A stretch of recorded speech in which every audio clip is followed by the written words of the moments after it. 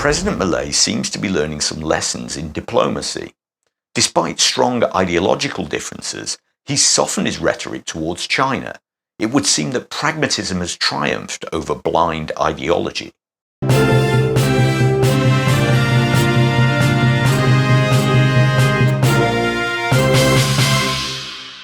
While not actually a U-turn, there's been a strong change of tone from President Milei on the subject of relations with China. In a recent TV interview, he called China an interesting trading partner. This is a massive change from comments this time last year during the election campaign when he called the Chinese government a murderer and said he wouldn't do business with communists, a reference to both China and President Lula of Brazil, both of whom are historically number one and number two when it comes to Argentina's main trading partners. Relations deteriorated further with Milei's decision not to join the BRICS international trade and political bloc.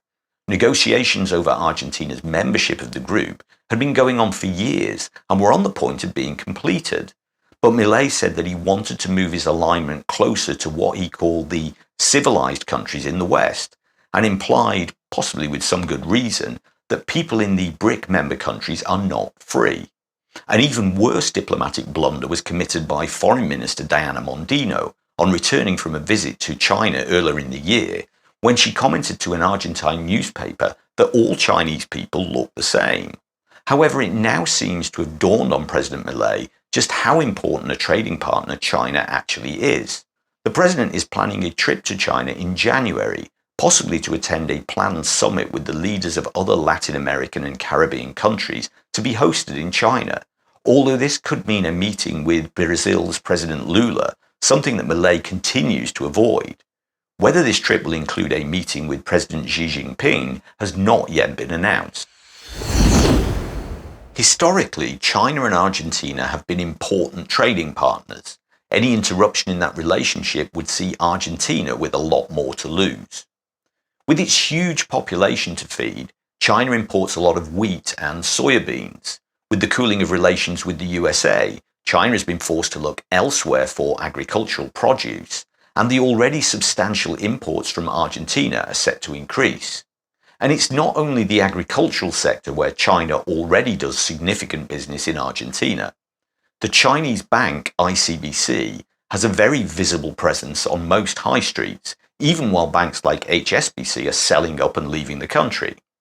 ICBC enjoys a good and growing reputation with both individual clients and small businesses. Larger scale investments include $5 billion of financial assistance with the building of two massive hydroelectric dams.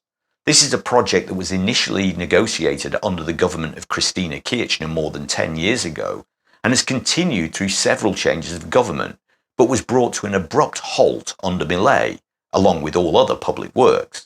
Construction is expected to restart soon. There's also another potential $700 million for modernization work on a freight railway. But perhaps most important of all to Milei's economic plans is a $6.5 billion currency swap between central banks. This has been an agreement since 2020, but was put on hold by China as soon as Milei took office.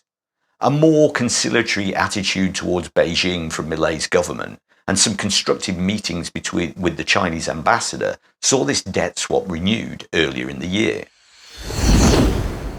President Milei stated in a TV interview that China is a very interesting trading partner because they don't make any demands. This might show a certain naivety about China's global intentions.